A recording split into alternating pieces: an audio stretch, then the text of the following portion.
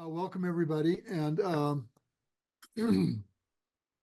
so happy you're here, and very very grateful to one of the busiest women I know, T. Marie King, who I couldn't keep up with.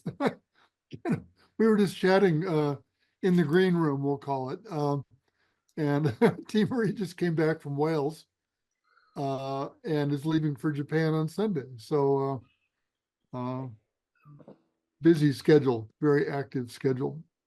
I'm not going to do, welcome again, everybody. And T. Marie, thank you so much. I think we did this once before, a year or so ago. I'm not going to do an in-depth bio intro of T. Marie. I'm going to ask you to do that for yourself. But I will say T. Marie King has been a friend of Zen Peacemakers for a few years, and has been instrumental in helping us carry out our bearing witness retreat in Alabama. Has been with us in person a couple of times, and it's just been a wonderful it's a wonderful relationship that we have, and a connection. And I think we're looking forward to T. Marie being involved again this coming April as we go back to Alabama. We'll be in Montgomery and Selma again, as we have the last couple of years, and we're looking forward to seeing T. Marie then. I'm going to go ahead and, at least for now, temporarily mute myself. And T. Marie, I would love it if you could. I know there's people on the call here who know you or have even been with you at the retreat, but kind of speaking to the people maybe who are less familiar, if you could give kind of an overview of all of the activities that you're involved in, and maybe that may take the whole hour and a half. So, but give us an idea of everything you got your hands in, which is extraordinary. So I'll quiet my mic here. Go ahead. Welcome. Thank you so much.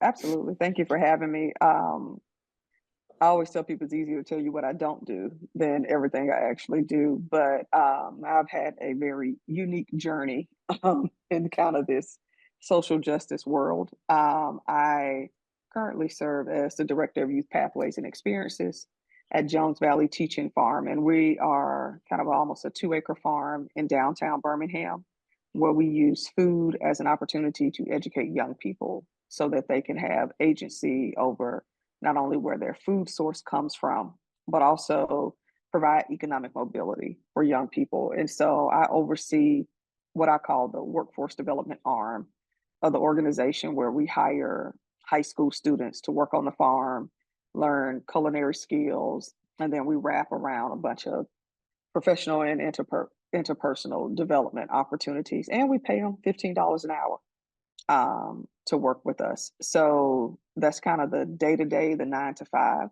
I would say I'm also have been spending the past 15 years of doing a lot of work around racial justice and equity. Not the sexiest topic to talk about, definitely in this climate, but somebody got to do it. Somebody has to be willing to broker those harder conversations that hopefully move us towards community building. I think a lot of people covet hearing, Dr. King talking about the beloved community, but how do we get there? And we get there by having to build relationships and building trust with others. So I've been doing that work in Birmingham and nationally almost the past 15 years. I've had an opportunity to work with all types of groups, including amazing folks like you. And I love the diversity of seeing what other people are feeling, learning, and experiencing in their collective communities. In addition to that, I'm a filmmaker. Released a documentary on Reverend Shuttlesworth. It was the first time his story has truly been told. Was very excited about that. We got nominated for an Emmy.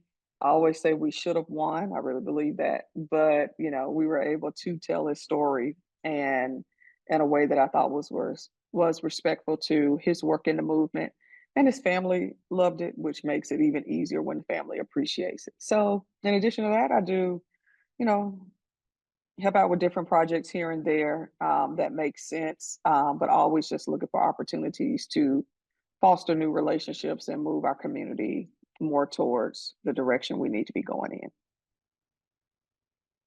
Great, that's wonderful. And by the way, everybody who's with us today, um, there'll be an opportunity to ask questions.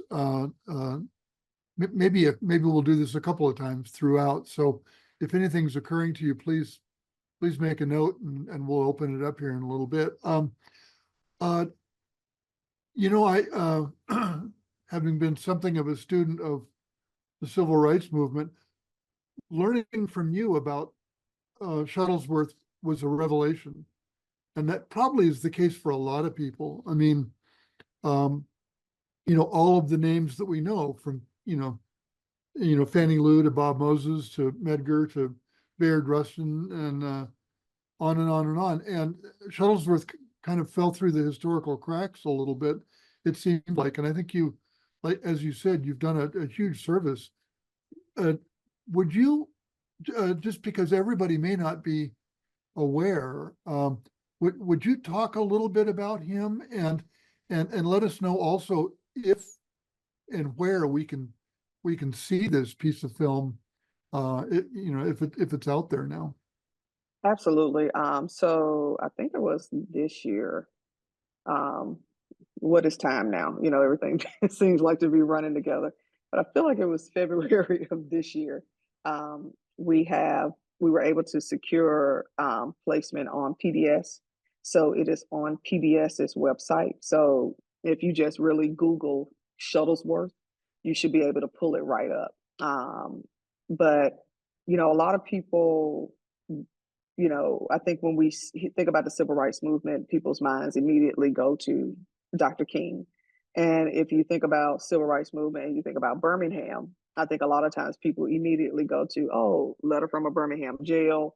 And then, of course, the Children's Crusade. A lot of people not really knowing the title of it, but knowing the dogs and the hoses being put on the children. And then also the tragic bombing of 16th Street Baptist Church. And so what our hope was, and what my desire was, to make sure we told a story of having people understand why Birmingham would need somebody to help fight for what Reverend Shuttlesworth called at the time was human rights.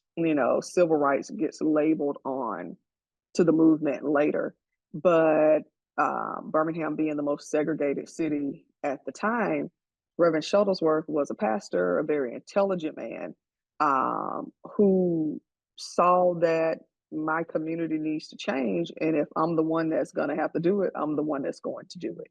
And he, is probably the only person during the civil rights movement that had an actual intact movement, like a following of people that were supporting the movement, which was why he encouraged and asked Dr. King to come to Birmingham, because he knew the nonviolence, model that he was trying to utilize. He said, this is the place to put that into action.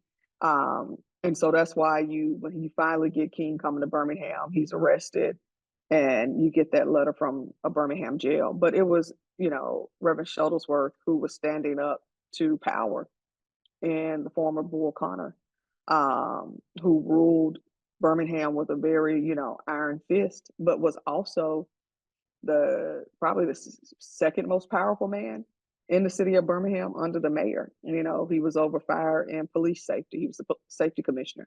So, our goal was to show like Birmingham did not change on its own. It took, the persistence of an individual who had a vision, who felt like God was inspiring him and protecting him. He said his goal was to get killed in Alabama in order to change segregation or to kill segregation. And I think what we saw in the example of him is that, you can stand up to hate.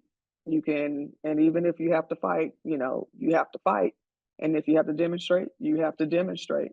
But we're not taking this anymore. And he was able to utilize adults, but I think what was the what really got the eye of the public was the use of training young people, training students in high school to be a part of the movement and fight for their rights. And so that's what we tried to display in our film, and showing that.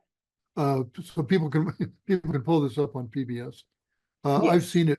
It's wonderful. It's a wonderful piece of film. So highly recommended.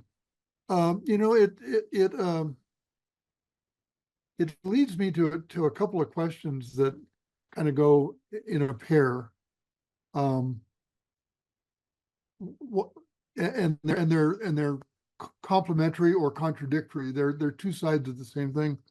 Oh, so I'll ask you both of them, and then maybe you can kind of wind your way through it. In terms of this kind of work, this racial justice and equity and peace, really. Mhm. What progress are you seeing? And paired with that, what are the really intractable or pernicious problems that are resisting resolution, if you know what I mean? What when it comes to this kind of work, what progress are we making, and where are we not making progress? Where are there challenges or issues or resistances that we faced in 1959 that are still with us today? Yeah, I mean, I always say this work would be easy if it wasn't for the people, but you can't do the work without the people. Yeah. I think that's the problem and the progress. Because I think too often I was talking about this actually in Wales, is that we do a very poor job of listening, I think, as people. I think a lot of times we listen to respond and not necessarily to learn as often as we should. And a lot of times we come into community or into change work with our own agenda, not understanding maybe the folks that we're trying to work with or we're trying to win to our side, not understanding how they got to community. What were the things they experienced? What were the things you know, that they may be holding on to tightly that you may feel like, well, that doesn't make sense. We just need to move on from that. And, a lot of people in our society has been harmed in many ways. And a lot of times it's easy to force people to get over it than for us to allow the healing um, take place that needs to take place, or the rebuilding, or the penance that needs to be paid for it. And I think it's uncomfortable when we have to navigate those spaces. So I think people not being comfortable with being uncomfortable, I think, prevents progress. I think there's this falsehood that I see a lot of times with younger organizers and activists of everybody should be ready to change and everybody should be ready to jump on this issue and we need change tomorrow. And whereas that will be great, but none of us are Tinkerbell. None of us can come over and just bloop, and everything's back. You have to work through people. And I think things move at the speed of trust. And that takes building relationships with people in order for them to see where you're coming from, see the challenge, see how it could change, or them even helping you understand this is why this is this way over here. Not necessarily that they may want it to stay that way, but I think a lot of times we don't know the history of how something got the way it is. We're just ready to flip it on its head. And I think us not taking time for listening, not building our empathy muscle, um, are barriers to progress. I think no matter what the issue is, we can work through issues. I think it's the people and us being willing to say, you know what, I actually may not know everything. You definitely don't know everything about another person. You only know everything about you. And you may even not know everything about you because other people have contributed to how you have developed as a person.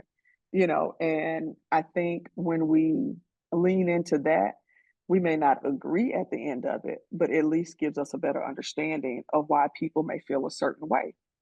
So me doing work in South Dakota at a nonviolence institute with folks and connecting with people of the Nakota and Dakota Nation, and they saying, this is how we feel about this.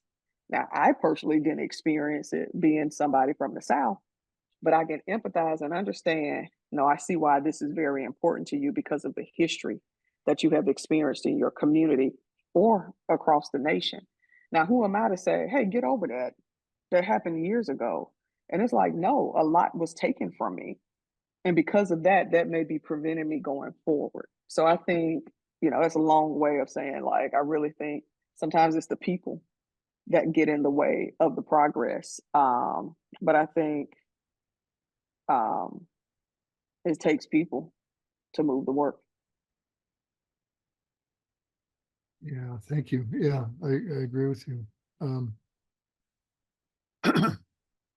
I yes, something's been troubling me for a number of years. And I wonder what your perspective on this is.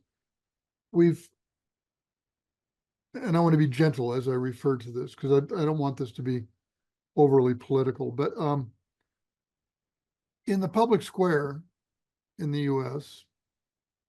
in the last handful of years, it seems like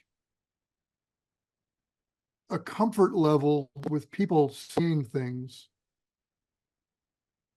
that are overtly racist has really expanded. People are, certainly not all of us, but we know what we're talking about here. It's become common for people to say things that are just horrific, that I presume used to be in the closet. And I guess what the fear that I have is that's actually growing. And but I don't know. I really don't know. Is it that what I wonder what you think? Is it that people feel like they have license to behave this way, to say these kind of things? Let's just take the comments recently about Springfield, Ohio, that are just, just outrageous things that people are saying, and they're repeating them, and they're quite comfortable doing that. Are those people newly converted to this way of looking at one another, or are they simply now out of the shadows and they're feeling, are we going backwards? I think is what I want to ask you about. I mean, I feel like, you know, what does the Bible say? There's nothing new under the sun. I feel like we've been here before. Yeah, There was a time in our world, in our nation, where people would say all kind of things, and there was nothing, people went bat an eye at it. And then I think as society changed and laws changed and, you know, certain demographics, Black people or whoever started getting more um, agency and rights to participate, those things, I don't think they went away. I think they may have gone in the closet yeah, and people may have had those conversations at home. But I do think now, as society has changed and morphed, and I think sometimes attitude reflects leadership. I think people who are in power, who embolden folks to do certain things and say certain things, they feel, oh, I can say that out loud now because of whatever, whatever. And I think that's kind of where we are. I don't think it's necessarily anything new. I just think now it's come back out of the closet. yeah, yeah, yeah. And I've never had any illusions that we've solved these problems Yeah, of, of racism or discrimination or bias or you know caste right. caste tensions. Um, but thank you for that. Yeah, yeah, But I think it also highlights how important it is to have these hard conversations, boldly and also to correct behavior. And that's the uncomfortable piece, right? That's the thing that's uncomfortable is to actually call it out, because now you're making yourself a target yeah, by addressing it. And I think you know, I'm trying to remember who said it, but they say, It's not necessarily evil, it's the silence of the good people. And I think too often the good people, the people that know better, the people that see right from wrong, have stayed silent longer than they needed to. Yeah, yeah. We're also seeing DEI programs in institutions coming under fire, Hmm. and um, I don't have statistics, to say which universities or which corporations, but we see in the news that various among them have backed away from those programs for fear of, reprisal of some sort. Yeah, losing funding. People I know colleges that had to rename their departments because their funding was in jeopardy. You know, it's again, it's ruling with a heavy hand, a heavy fist.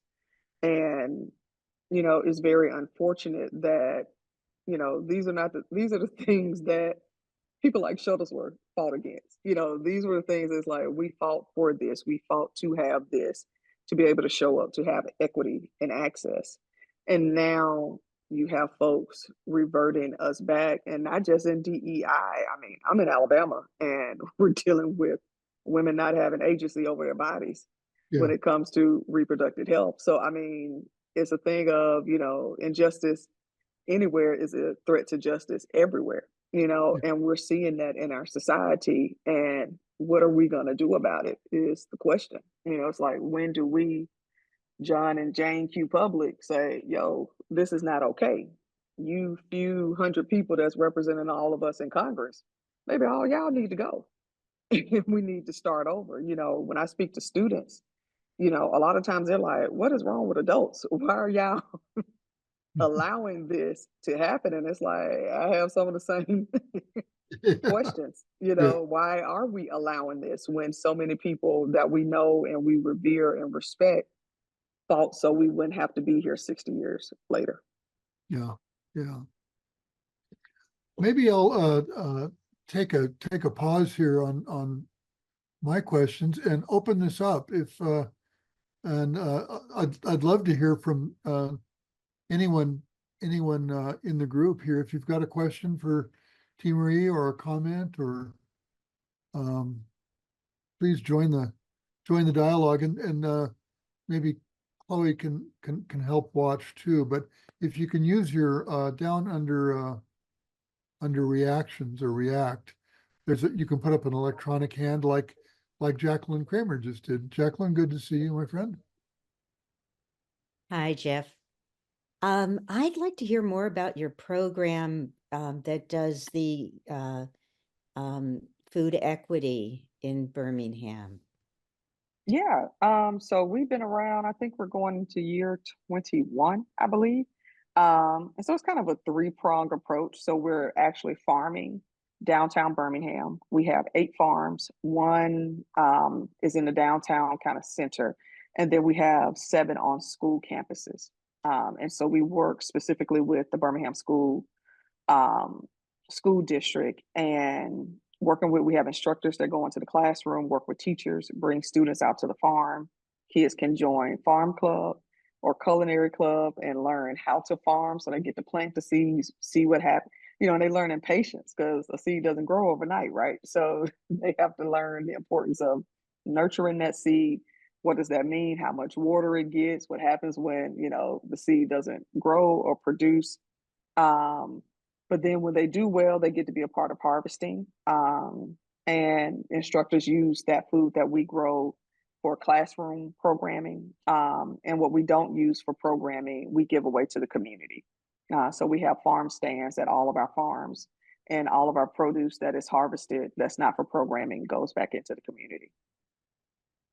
And then the part I talked about with the high school students and the internship program. And so, yeah, my kids, they're getting exposure to everything. I told them my goal is not to make farmers. If you choose to be a farmer and you choose to study agriculture, great. But my goal is to develop a leader that we just so happen to do farming is a part of that development. And so, like last year, I had 13 students, um, 10 13 students, 10, 11, 9 were high school seniors. All of them are in college. And so the goal was to just make sure they received what they needed over the course of being in our program to walk into the next chapter of their life. Who funds the program? So our funding is a combination of grants, donations, and we get some federal funding. And we worked hard a couple of years ago, was finally able to get a line item on the state budget for agriculture education. Birmingham is not an ag city, but the state of Alabama is very much an ag state.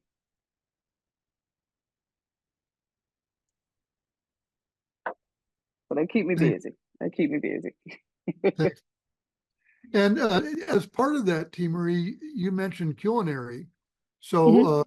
Is there an aspect of it where you're taking kids into the kitchen and they're learning cooking skills? Absolutely. So we have a culinary studio at our main hub. And so we bring in chefs that are a part of our community, and they come in, and actually the students will start their culinary skills training in October. And so they get basic culinary skills training, because a lot of kids, they don't get to develop the life skills of, you know, I'm a kid of the 80s. And so it was get up, make your own breakfast, go outside, be back before the street lights come on, type of thing. Unless I was at my grandmother's house and she was like, she believed in cooking a full breakfast. But a lot of the kids are not doing those things. And so our goal is like, hey, you're going to be going off to college, or you're going to be living on your own.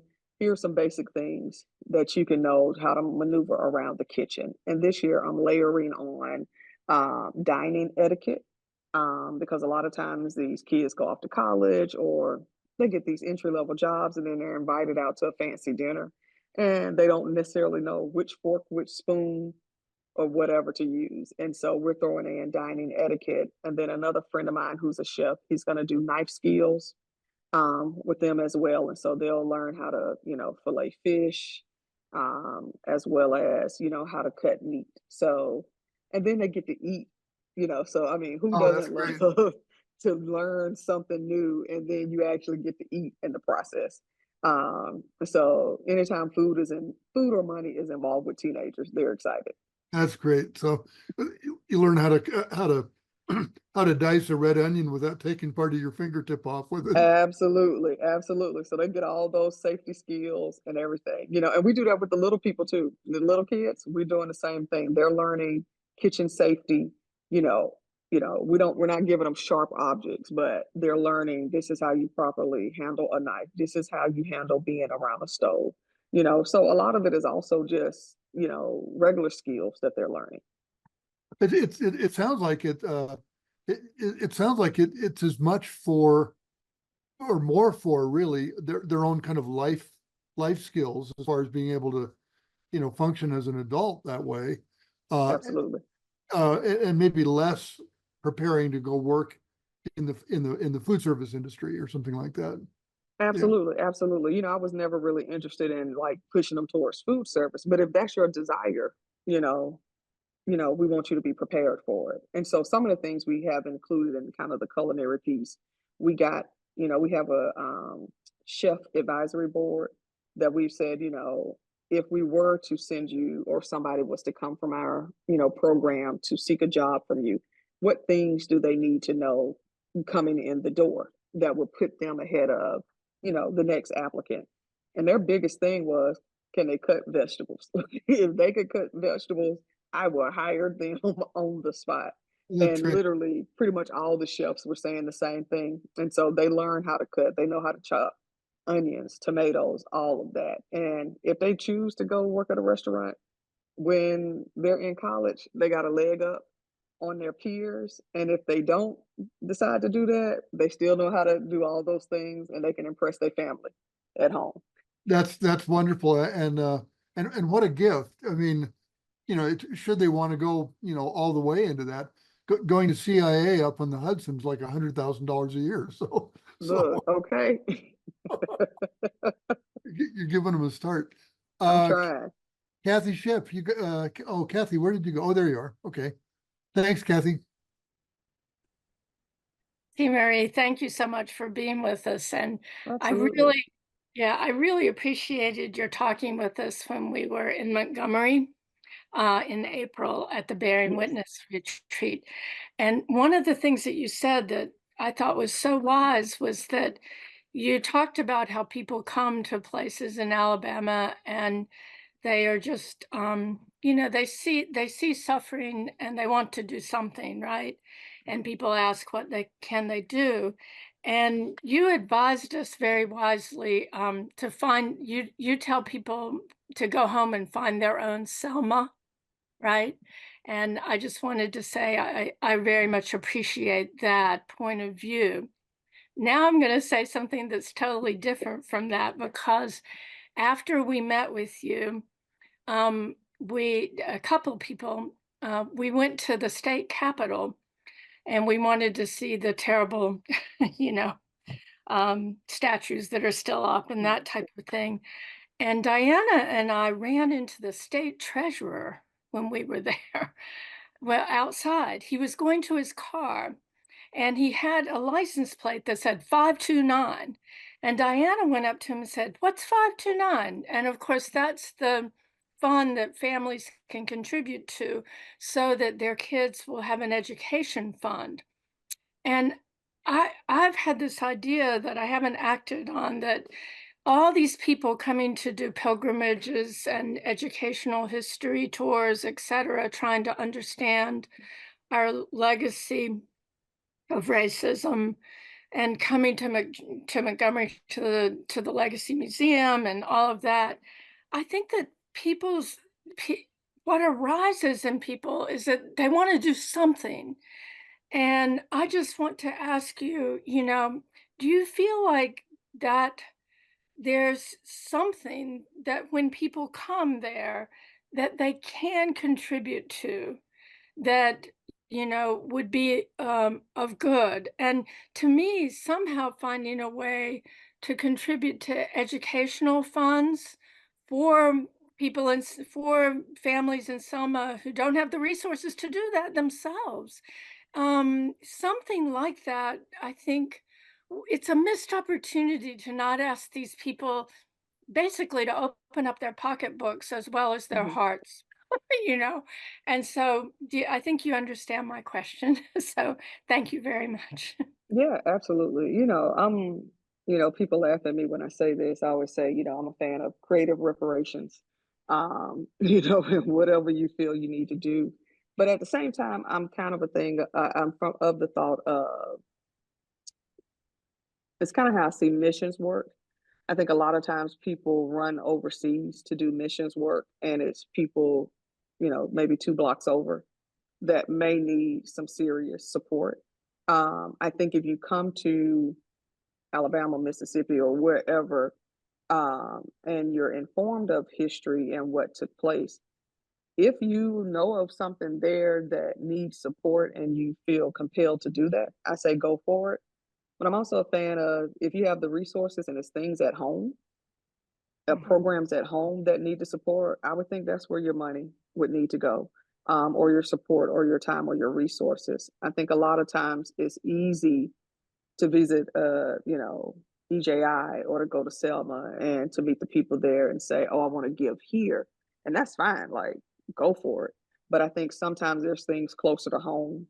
Is there fun back home where you're from, or whoever, that is like, wait a minute, these kids need this access over here, Yeah. or you know, and I'm just kind of more.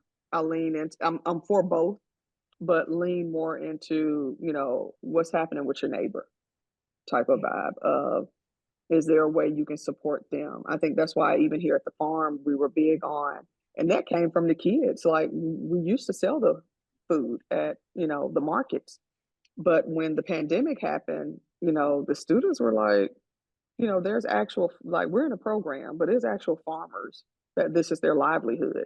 Why are we competing with them? Let's just give our food away. And so we started giving it away in 2020 and never went back to it because we didn't necessarily need to sell it.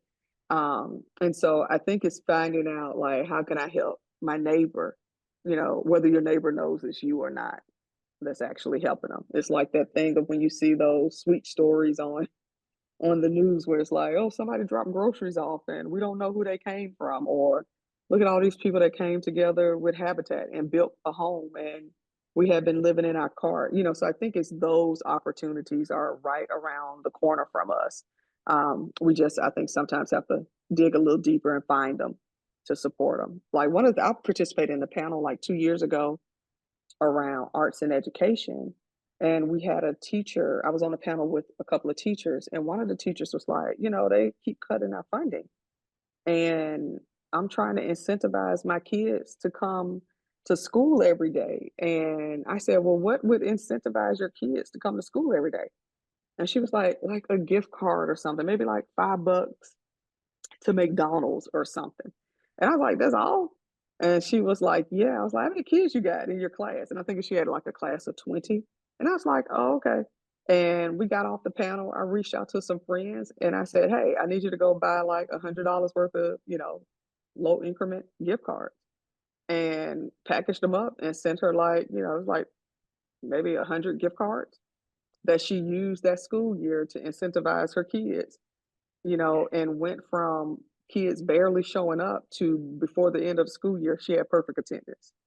And some people are like, well, why are you incentive? You're giving them a bribe or whatever. Okay, but they at school and they're learning, and their grades have improved, and they're reading. So I have no problem doing that.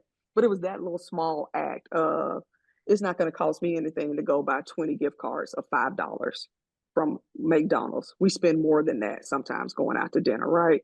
So I can do that, and just to send them and let the get. I think that particular year, once the kids got 100% of everybody on their attendance for the month, I like sent them pizza, for lunch one day, just as a celebratory, and I don't know these kids, they don't know me. I probably would never see them and cross paths with them, but that was just a very small act to support that teacher and those students. So I think to me, it's things like that that I think help move our community forward. Yeah. Thank you for your inspirational ideas. Yeah, Oh, thank you. thank you. Thanks, Kathy. Anna, you've patiently had your hand up. Well, you want to go ahead and unmute? Thank you. Yeah. Hello. Thank you for Hey. being here, T. Marie. Yeah, so I was also on the Alabama retreat, and I had the opportunity, in addition to the retreat, to go to Birmingham. So that was my first visit there, and was able to do a kind of, I think it was like a half a day tour of the city. And I was one of the ignorant ones who had never, I don't think I'd ever even heard the name Shuttlesworth prior to that. And yeah, I walked away with like, oh my God, like this is an amazing human being. And then I watched your film, which is fantastic if anyone hasn't already seen it here. Yeah, so I guess my question, so then I did I hate this expression, but I'm going to use it, a deeper dive into like what happened in Birmingham. And I was like, whoa, like, what I was taught in school was just the skimming of the surface of what happened there. And I guess my question is two questions. Do you see the Christian church in Birmingham, playing the same kind of a role that it did in the 50s and 60s now? And then is there anyone like Reverend Shuttlesworth in Birmingham today that's kind of like acting like him? Just curious. Good questions. Thank you for watching the film, and your kind words. As a fourth generation preacher's kid, I would say I don't see the church actively taking a role in the same way. I think a lot of the churches, because churches back then, people went to the church that was in their neighborhood. You know what I'm saying? And more so today, I would say definitely 90s to present day, people kind of go to the church that they like, and it's not necessarily in their neighborhood. It could be because of a particular pastor, and depending on your denomination, if the pastor you like got moved to another place, then you just follow them, and it may no longer be in, you know, your actual neighborhood. So I don't necessarily see them playing the same role. I would like to see churches back more active, in more of a communal way. I think the churches have resources that could benefit the community, whether it's from vans to, um, gyms or any other additional space that I think could lend to programming for the community. As for anybody leading like Shuttlesworth, I don't see that locally. I think we have a lot of great leaders who have different challenges or issues they're focused on. Whereas I think back then it was very clear these are the things we're fighting for. I think now issue focused work is more diverse.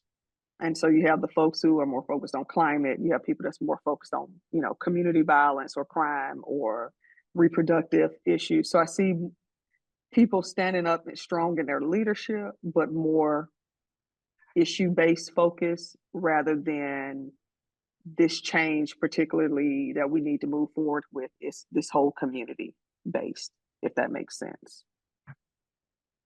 But I do feel like here, a lot of my peers, we meet often and trying to see how we can work across issues, and be supportive of each other. We have a big history to live up to here in Birmingham, but I do feel like there's more that we could be doing. Thank you. You're welcome. Thanks, Anna. Good questions, really good questions. Anybody else? We got some room here. I'm happy to see that a couple of people anyway, and I know there are more, have participated in our bearing witness retreat in Alabama. And we, as I mentioned, we'll be doing this again. And I don't have a calendar in front of me, but it's the last week of April. It's Thursday through Monday in the last week of April. So we'll be back in Alabama again. Somebody said, how can we as local here? This is coming from. Let me read this chat question, and I'll get back to what I was saying. How can we as local nonprofits do more to get kids to understand the importance of learning their history? Let me read that again. How can we as local nonprofits do more to get kids to understand the importance of learning their history? That is really a rich question. There's so many layers to that. And especially, and again, I risk the political here. I'll be very careful around this, but especially when we're up against governors and legislatures that are trying to suppress that history, which really bothers me. That really troubles me. Yeah. Marie, do you have the question was interesting because how do we as local nonprofits? So I'm not sure what you might say to that. Well, I mean, I feel like I'll preface this with, I love learning. School was not necessarily my favorite thing. I thought it was the biggest waste of 12 years. I figured that was me. You can confirm with my mother. She will let you know. I was trying to get her to let me take the GED when I was in the 7th grade because I was like, I feel like I had learned what I needed to learn in this traditional setting, but I love to learn. Like I read today, I definitely have a book buying problem. But I just love information. Yeah, I see. I've been eyeing your your show. But I believe we don't make it fun. You know what I'm saying? Learning can be positioned as such a boring thing. I think we have to make it interesting. I think we have to make it engaging. I think we have to take young people to places. You know how you all do the bearing witness. I think there's space. My students, they get it all. Like they know the work that I do outside of my 9 to 5. So I've taken them to a Jewish temple before, and you go sit down and you go learn and you go hear from these folks, and you're going to learn something new, and then you're going to write a reflection on it. We've gone to a Muslim mosque, and we're doing it. You can experience a prayer service. So you're not asking questions. You now know the answer behind it. When it comes to history, like, you know, I'm blessed in Birmingham that I have relationships with foot soldiers and people who participated in the movement, that I can take my kids or invite them out and say, hey, I need you to come speak to my kids and help them understand, you know, what you fought for. Like the work that you did, the sacrifices your family made is why, even though we're still dealing with issues, is why they're able to go to schools with people that don't look like them, you know, Yeah. or go eat wherever they want to eat. But Yeah. I think the role that nonprofits, I think it depends on the nonprofit. I think if you're a nonprofit that offers programming for young people, I think diversify what they get to learn from, you know, take them to places that are different, take them to places that will challenge their thinking.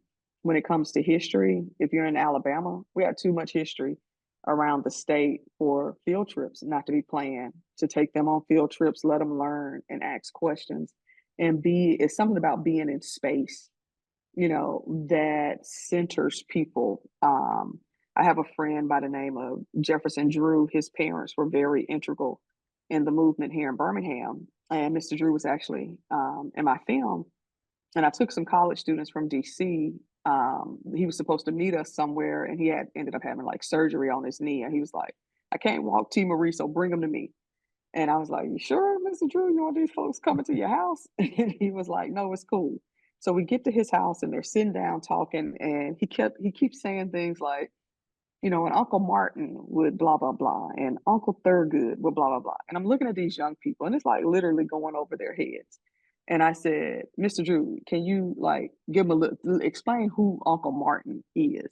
He was like, oh, I'm sorry. You know, Martin Luther King sat in that same seat you're sitting in, young man, and him and my dad would do da da da da da. And then the light bulb came on. And this kid was like, you trying to tell me Martin Luther King sat here? And it's like, yeah. And actually, that's his old pipe that he used to smoke. And just now, history has become alive. Yeah. You know, everybody won't get that particular one-on-one experience. But I think taking young people to places and being able to say, this happened here. And because of this, X, Y, and Z came out of it.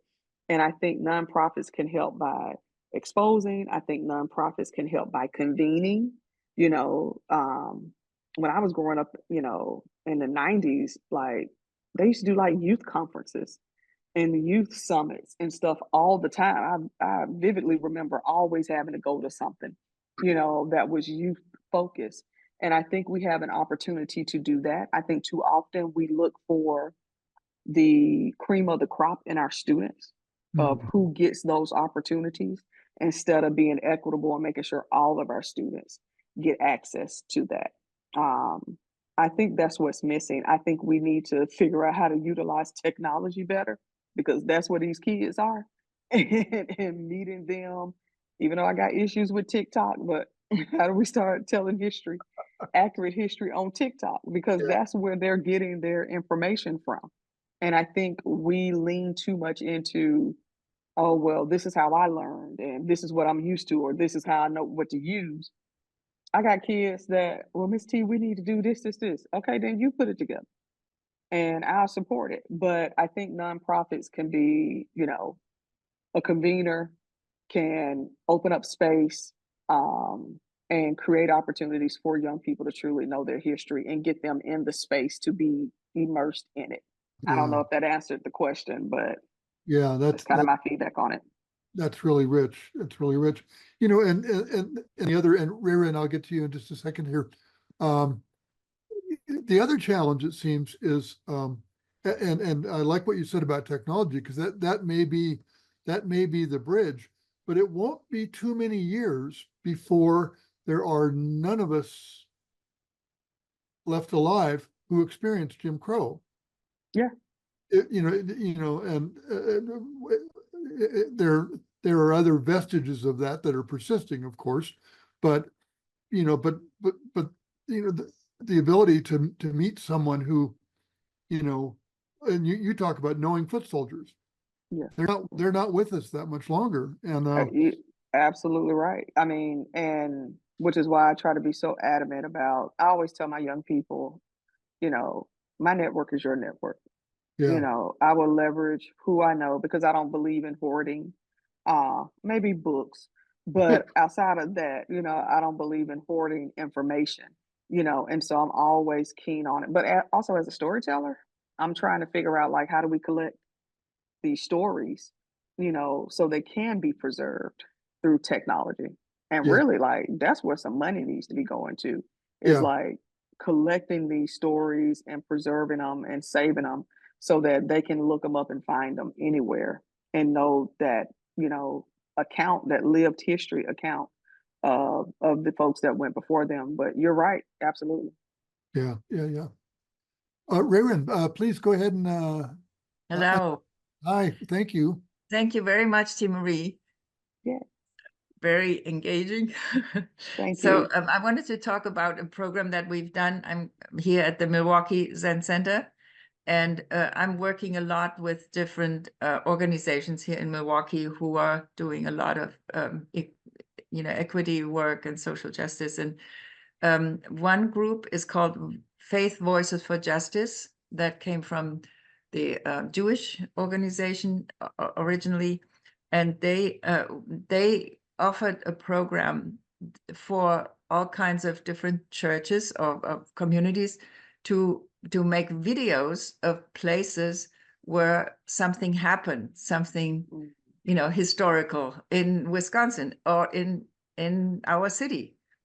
And so my co-worker and member here of the Zen Center, we made a video about the burial mounds of the indigenous people, which are here. We have a lot of those, and most people have no idea what they are. And they have been desecrated, but there is a park where they are still there. And there's still one here in Milwaukee in our park where I can walk to.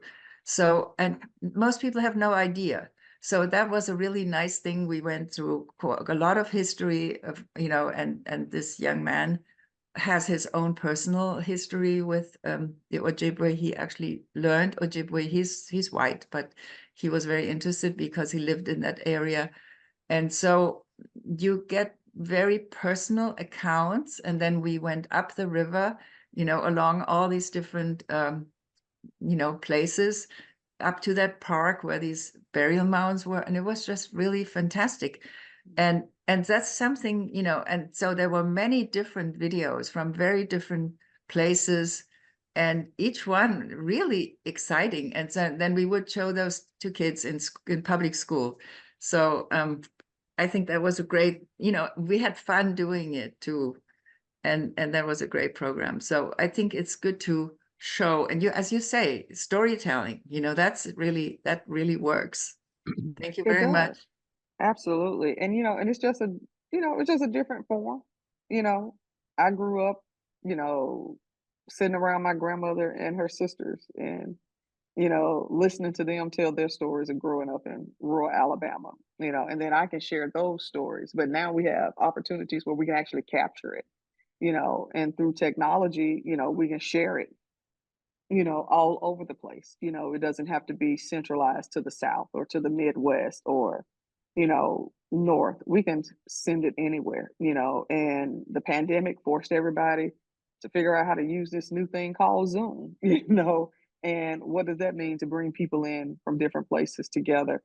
And I think there's just so many opportunities. It's just a matter of us thinking outside the box a little bit, and saying, what is it different that we can do to help not only engage our young people, but teach them. And then not just for the young people, we have some older folks who have been kind of in their bubbles, and what does that look like for them as well?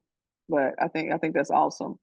There's so many stories from, you know, Black folks' perspective, Indigenous perspectives, and I really feel like we really don't hear the Indigenous story enough. I got more in tune doing workout in the Dakotas, but I know down south, outside of early Alabama history, it's not really taught. So I think there's so many opportunities that technology bring us if we just utilize it. Thank you, Reverend, for your question. Great, great. And Beth, I'll get to you in just one second. P. Marie, I wanted to ask a question about this. Kind of the transition between, I mean, of course, we've had books for a long time, and television isn't new, but we're right at kind of at the cusp, I think, between traditions of oral history and other ways of telling history. The work you're doing with the Shuttlesworth film, Ava DuVernay, Ken Burns, so, people who are using these media to tell stories, but that oral history tradition is right there behind us, and you just referred to it. Listening to your grandmother when I first started. I'll make it quick. 4.5 years ago, I went to a meeting up in Rapid City, planning our next Native American bearing witness retreat with Lakota elders that we work with. And I'm the new guy, and I'm coming in with an agenda, and it's like 10 o'clock, and then at 10:15 we're going to do this, and 10:30 we're going to do this, and that went out the window in about a second, because what I had to realize was, the tradition that I was learning about, the people that I was meeting and falling in love with, told stories, and they talked until they were done, and it didn't fit the agenda. Absolutely. Didn't end at 10:30, and if you pay attention and listen, it's just really, really rich. So I guess my question is, are we losing anything as we move away from that oral history tradition? Is there a richness that we're losing, or can it be preserved? I think to a degree there's something that is lost when it's not interpersonal and you're not face to face. So I think there's a piece of it you will definitely lose. But I think the beauty is that if you can capture the story, and depending on the storyteller, I've heard some people tell stories that, it just comes through beautifully. But then I've had people tell oral stories where they may not be the best oral storyteller, but they get the story out. And the beauty of technology is through editing, you can help enhance it Yeah. sometimes. And depending on the audience, you can add images and things of that nature that help bring it back home. So I think I think there's a piece of the interpersonal piece that you lose, but I'd rather sacrifice that 5% to catch the other Yeah. 95 and get that story, recorded. Well said. Yeah. Beth, thank you for your hand up. Thank you for the opportunity to join you today. I'm calling from Cheyenne, Wyoming, where we have all the bad things happening. I work in the realm of gun violence prevention and awareness in Wyoming. And, I appreciate the focus to not get political, but sometimes the only way to defeat bad things from happening is to show up at the legislature. And we only have one university at in our state, and they did defund the DEI division last year, and the university did not fire anybody, and they absorbed those programs and those people into other divisions. But I truly feel like enough people didn't stand up to push back on that. And it's hard. Our legislature makes it hard. They sometimes don't announce committee meetings until the night before they happen. And we're a big state, and people have to travel a long distance, although they do make it more possible, and maybe in other states too, to testify online. and to listen to the sessions online. And I think sometimes letters to the editor, I really appreciate your focus to act locally. And I think one of those ways is to write letters to the editor or on public forums, whatever they are, and to show up at the legislature. And I don't know what your feelings are on that. It just seems to me that sometimes to stop bad laws or bad things from happening, we just have to show up and to testify and tell our stories. No, I completely agree. I really do. Like, I have friends who are, in, the House or other, elected roles, and they'll tell me all the time, they're like, T, sometimes I can go a month, maybe 2 months, and not hear from any constituent. And I think a lot of that goes back to people are really not teaching civics anymore. So I don't think people even understand what their role is. I think we have a generation of people growing up figuring, oh, this is just the way it's always been. And I'm hearing more and more often, my voice doesn't count. And I think they don't understand civics. They don't understand how this government thing works. And so I'm big even with my kids of, no, this is the, chain of command. And I have to do that sometimes with adults where they'll get mad at the mayor for something. I'm like, actually, he's not in control of that. The person who's in control of that is actually this person, which lets us know, like, what does that mean? What is really happening behind the scenes? If you keep your public ignorant, you can get away with all kind of stuff. And I think it's easy to say, oh, well, let's set this meeting at this time. Clearly a time where nobody else can come to it because what are people doing? Working. Or it's like, oh, well, we'll do this, to alleviate that. And I think we as the public has to do more pushing back and saying that's not good enough. I think city council meetings should be held in the evenings. I think any type of meeting that impacts the public of who you're representing should be available when people are available to come. And if that's the evenings, then that's when it needs to be. But I think some of that is, I think on the public to push for that change. And I think also understanding how people get into their positions. I think if somebody's elected into their position and they're not doing what they're supposed to be doing, then we need to figure out how to vote you out. And if you were appointed, then we need to vote out whoever appointed you. So I think, I keep saying maybe in my next career, whatever that is, maybe I'll just go around educating people on civics and how government works. But I probably would need enough money for security to do that work. It seems that some people are afraid to speak up. And I don't know if there's more we can do to really empower people to be willing to speak up and tell their story. Yeah, I think, and that's the crazy part. I think sometimes the problem is people haven't found anything they're not willing to lose yet. Mm. When somebody's holding your head up underwater, your focus is on how can I get above water so I can breathe. And I think a lot of time, I think we have a lot of folks who don't feel like their airway is being impacted. Mm. And so we can just hide over here and just, I won't mess with anybody. I'm gonna keep my head down, do my job, take care of my family, versus saying, but they holding my neighbor head down for a long time. So a lot of times it's the smallest percentage of people is dictating how we interact in our communities. And I think that's very unfortunate. I think how we empower people, I think it starts with education. I think it's helping people understand, this is what this means. This is what this law means. This is what this is going to do. It's almost like when you have, sorry for the example, gentlemen, but when you have men who may have been very, misogynistic, and didn't see anything wrong with talking about women in a certain way, and then they have a daughter. And then it's like, whoa, hold on. Yeah.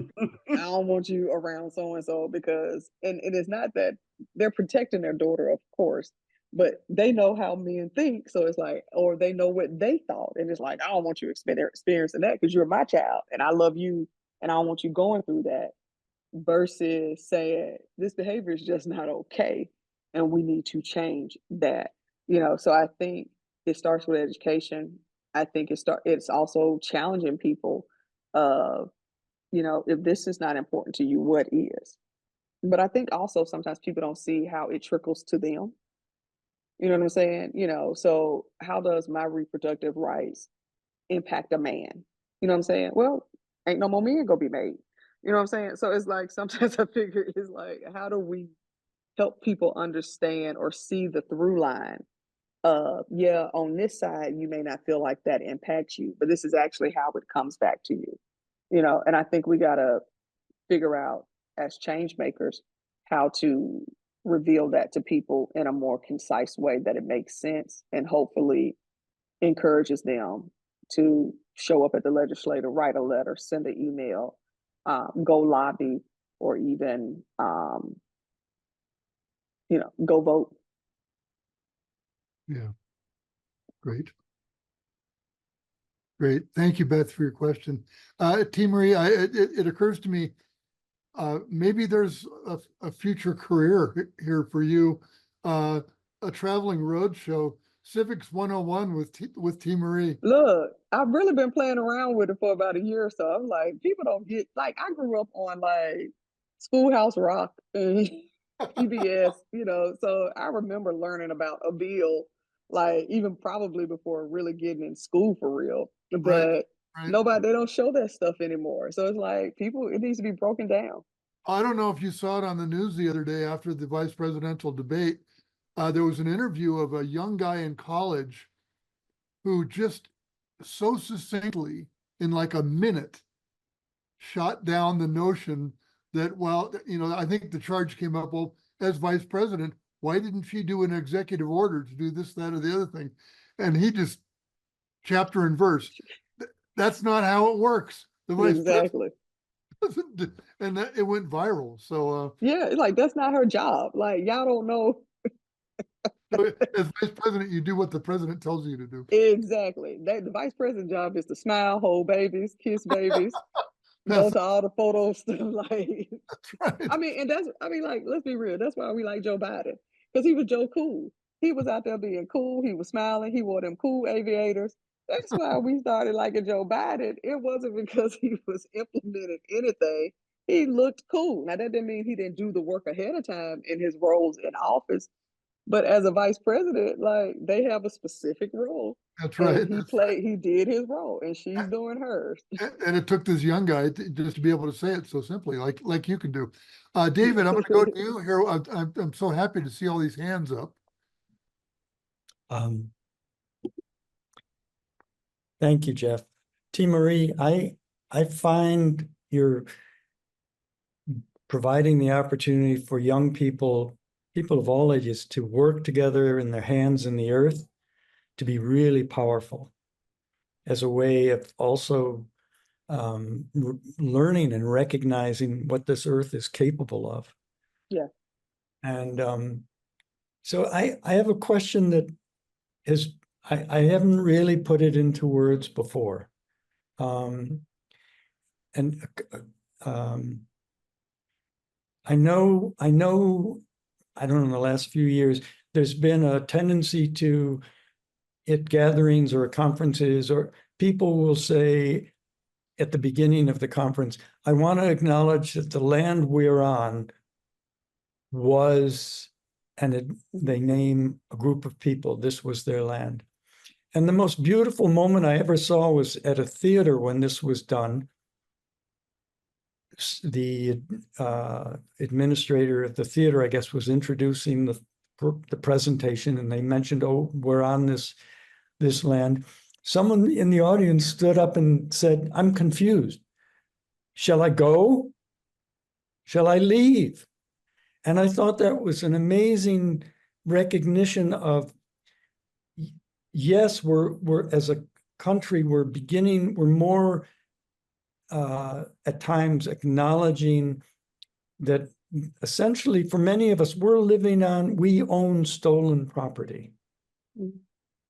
And how do you begin to deal with that in a day-to-day real way? And so my question is, are you aware of groups or who are looking at the possibility that, for instance, when I drive around or walk around where I live, there are people who own acres of property. And it strikes me that some of this land could be offered as gardens. Do we really need to own that much land in, as an estate or as a home? Couldn't there be a vision, or are people at all exploring the possibility of sort of changing, with all sorts of other changes, this view of ownership of large amounts of land and lawns and all of this? A lot of this property could be turned into gardens. People could come in from the communities and garden and grow and work together and in a sense, share this land. And I just wonder, how do you begin to approach possibilities like that? That the bottom line is we're all on stolen property. Let's see what T. Marie has to say about that. David, thank you so much for the question. Yeah, I mean, that's a big question. well, I mean, I hear you. The short answer is yeah. Yeah, that's absolutely possible. But again, it goes back to one of my earlier comments is people. People get in the way of that. I mean, if you really try to unravel that, that's all types of history that folks don't want to get into, don't want to deal with. I didn't take it. It was here before. I inherited, blah, blah, blah. You get into all of those things. I'm not even a fan of land acknowledgements. I don't understand that. It doesn't make sense to me, because I think it's a very harmful practice personally for you to get before people and say, we acknowledge this was taken from you. All right, so today's agenda, we're going to do da da da da. It's like, okay, and are you going to give it back to us? Do you plan on money coming back to us? And to me, I feel like when people got into this thing of land acknowledgements, it was almost like, good me, I recognize this. But you're not doing anything to change it. So could we have gardens upon gardens on thousands, hundreds of thousand acres of land? Yeah, it would still be stolen land.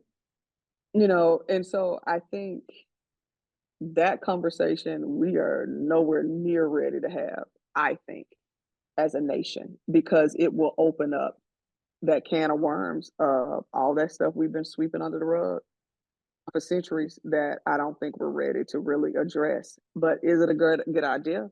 Absolutely. I think we also have to think about, what does that look like practically? We have a lot of vacant lands here in Alabama, well, in Birmingham, that people have said, oh, T. Marie, you're raising, you're out training these young people. We should just give them a piece of land and let them turn it into being an entrepreneur. And it's like, yeah, that sounds good, but it's very hard work to be an entrepreneur. And these little plots of land, somebody's not going to grow enough in order to truly support themselves as an entrepreneur. Not on a lot that fits a house. It's impossible. They may be able to grow enough for them and their immediate family, but to turn it into a business, and then who's paying the taxes on this land when you're 18, 19 years old? So I think a lot of times, I'll say from the things that have been presented to me, great things, but the practicality of how do we walk that out with young people, with them not getting into debt or getting overwhelmed if, like, okay, entrepreneurship is not for me. But I think it's empowering young people to see what is possible. And hopefully the next generation, if the world don't end before that, can figure out, how do we start righting some of these wrongs that have been experienced in our nation. I don't know if that answers your question, but that's kind of where. Yes, thank you. Thanks, You're David. welcome. Good question, David. Patricia, there you are. Yeah, I T. know Marie. that face. I Yeah, know that you face. do. One of my favorite people in the whole world. You're one of my favorite people. I want to jump into the conversation about the legislature, and Come on, you're the best person to talk about it. yeah, I served in the legislature for 12 years, and I know firsthand that, and I do advocacy training for people so they understand how the state house works and the best methods methods to communicate with legislators. And it is very frustrating because most of them don't respond to any correspondence, whether you text them, send them an email, leave a voice message for them, they're not going to respond. So it seems like they're ignoring you. And the most effective thing to do is if you can meet with them face to face, which is sometimes hard to do, but they're in their district more than they're in the state house. Some of them, not all, have town hall meetings. But when they're in session, if you can get to Montgomery, which is difficult now because they're building a new state house, so parking is a bear around the state house. It's hard to find parking, but you can go down there, go to their office. Most of the time they're not in there, but you can leave a personal note there. Ask them to call you. They're not going to, but make sure, it's as easy as send it. First of all, you got to know who represents you. And I have found when I talk to people and I ask who's your state legislator, they're going to say Tommy Tuberville or Katie Brett. I said, no, that's who represents you in Congress. Who represents you in the state legislature? And that's easy to find out. You just go to the Secretary of State's website, type in your address, and it's going to tell you. Send them a simple email. My name is, I live in your district. I'm interested in this piece of legislation. I want you to vote yes or no, and here's why. And then they're probably not going to respond to you, but I can tell you when I was there, if I got 6 or 7 unique emails from people, I would pay attention. And I responded to everyone, even if they didn't live in my district. I was sort of an unusual legislator, but we are facing some very regressive legislation in the last couple of years, and we will again next year. So your voice is critically important. T. Marie, I'd love to partner with you on this advocacy training. I did about 6 preparing for the session that was this year. We're going to be starting that up next month. It's everything from how a bill becomes law to how to do effective messaging to, how the state house is laid out. It's all online, and we're going to videotape it, so it'll be available on YouTube, and people can plug in whenever they want to. And if you're interested, I'm going to put my email in the chat, so you can just reach out to me, and T. Marie knows how to reach me. But people have got to start making their voice known. The reality is most people don't engage in this stuff until it becomes personal. It's like they don't really, or they think their voice doesn't matter. And the reality is that we got to be pushing back on a lot of stuff every year. Because just like this anti-DEI bill that passed last year, while they wiped out all the DEI offices, no state money can go to support anything that they deem divisive concepts. Wiped out all the Black student union groups on campuses. That's going to have huge impact throughout the state. So, glad to, use my experience to help teach people. And I'd love to plug in T. Marie. You are a trailblazer. You have done historic work in the state. I am so proud of you, so proud to call you friend. And let's work together to see what we can do. And when this crossed my inbox, I said, oh heck, I'm going to be here. I want to learn from the best. Absolutely. Thanks Thank for you giving for me all your the- support over the years. But I'm definitely down to help out with that. So just let me know. I will. Thanks, Patricia. You're telling us how the sausage is made. I think that's that's really valuable. And when y'all start talking about T. Marie taking Tommy's Senate seat, No, We'll she have- needs to run for the state house first. we'll have They've been y'all. trying to get me to do this. I know. I've talked to you about that too. Grant Couch, you got your patient hand up there. Thanks. Thank you, Jeff. And Patricia, if there's an opening in the T. Marie fan club, I'd love to be on it in any way that I can be of service, because I We want can to join form it that too. right now. T. Marie, thank you. It's good to see you again. And I want to echo the civics, so what you use, but I use the expression of being an engaged citizen and taking on that responsibility.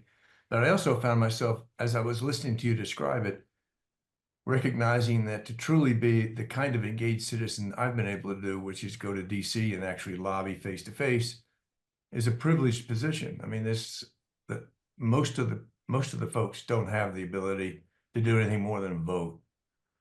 And I think that's the thing we want to really encourage people to do, is to vote and to spend a little time getting educated so they can vote properly. But the real thing I wanted to ask you about, and just appreciate first and then ask, which is, you have always been very good about making it clear that the importance of building relationships. And that's how we move forward. That's how we build the community that we need. And you said something earlier that I really liked. I don't remember hearing it before, which is, so often we listen to respond as opposed to listen to learn. What I'd love you to do is just to give us some more of those beautiful tidbits that you've created in terms of what we all might think about keeping in our hearts and minds as we try to build relationships with those who have different opinions. And of course, those that might have the same are important as well, but it's the ones that have different opinions about whatever it is. Give us some more of those jewels. You are such a great, beautiful jeweler of relationships. Thanks, Grant. Look, I probably need to start writing them down. Because I'll talk to people sometimes and they'll be like, you remember that thing you said? I'm like, absolutely not really. And sometimes they just flow in the moment. But, one of my favorite ones that I've been forced to remember is, I think change moves at the speed of trust. And I think a lot of times we go in and it's like, and it doesn't mean that people don't even know that their situations need to change, but it's like people don't know you. And I think we take for granted that just because we're bringing a good idea or solution, that people are ready for it. And, I always encourage nonprofits that are going in to do work in communities is you have to build in time for trust building. You have to be willing to take the time to get to know the folks. I was working in a community when I first started in community work, and I went door to door knocking on people's doors like, hey, I'm so-and-so and I'm doing XYZ. And some people was like, get off my porch. I don't want to talk to you. And I was just like, okay, you have a good day. And then there was some people that was like, well, how much time you got? Because I'm gonna tell you all the issues we got over here, and I remember when I really started being able to kind of build out some of the programming I was doing, I told the CEO of the organization, hey, these are the things that people are saying they need. And she's like, T. Marie, that ain't what we doing. We doing this, and this. And I'm like, look, but you ain't out here. I am. Can we get these people at least one or two of these things? I gotta have something, to show for all this, knocking on doors I've been doing. And she was like, well, I ain't got no money. So figure it out. And I did. And one of the things that they brought up was that the school system, the school in the neighborhood did not have tutoring. And so I knew there was college students everywhere around Birmingham getting ready to pledge fraternities and sororities, and we're going to need, community service hours. And so I just reached out and was like, hey, I'm putting together a homework clinic. I need you to come tutor these little kids. And I had all types of college students signing up to come tutor kids in reading and math and all these subjects. And boom, we got a homework clinic.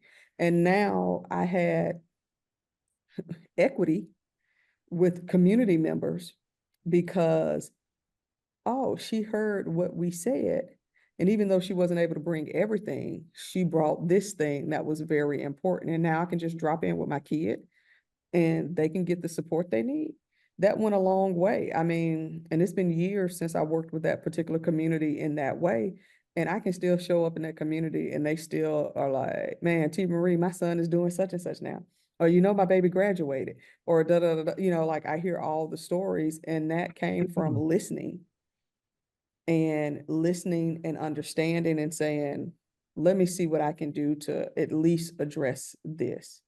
And from there, people seeing the response was like, oh, well, T. Marie, what else the community want? Now I even also have the ear of the organization that's saying, well, what other things you think would get them out even more? You know, and by the end of it, you know, I was interacting with probably over 200 kids in the neighborhood from listening.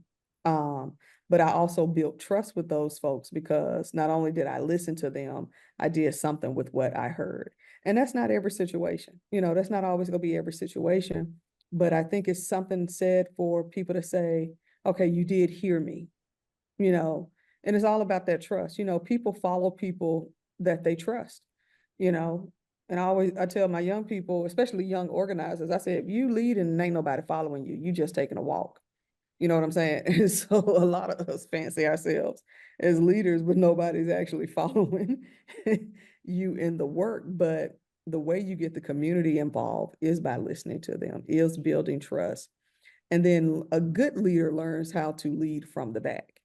And I think the problem with some leaders now is that they feel like they got to be the ones in the front. And there's space for that and time for that in those occasions. But I'm a fan of, I don't have to be front and center. You go ahead. You can do this. You know what's going on. I'm a fan of looking for staples in community. And to me, the staples in the community are the people who've been there, the people who know the history, the folk, the Miss Johnsons, the, you know, Mr. Willie, who coached everybody. They coached the daddy, coached the grandson, coached the great grandson. Like those are the people that are the heartbeat and the pulse of a community. Those are the folks you want to put out front and center, you know, because the community trusts them. You know, they might be building trust with you, but they trust them. But, you know, you gave me an idea, Grant, so I might have to start jotting down the little T-isms and get y'all a copy. The T. Marie-isms. I like that. We might stay tuned. Guess something might come out of that. I We'd love love that. Well, as we know, it took Isabel 10 years to write her book. So, so you know, you I got a some little time. Well, speaking of time, we're coming to the end of it here. So this has been wonderful. I've got 6 more questions. We could go another half hour. But I just really want to thank you. Absolutely. You've heard us talk about this before, T. Marie.